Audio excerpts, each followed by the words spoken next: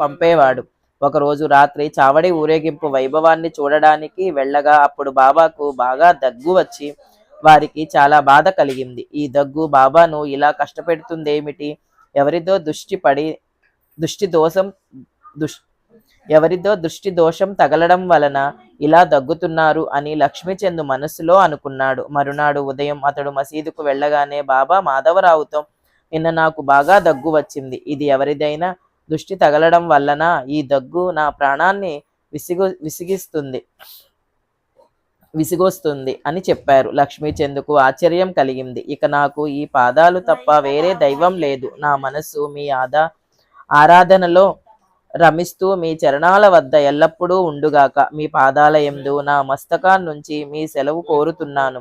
ఇక మాకు ఆజ్ఞనివ్వండి. మమ్ము ఇలాగే రక్షించండి. మీ కృపాదృష్టి మాపై ఎల్లప్పుడూ ఉండుగాక అని ప్రార్థించాడు.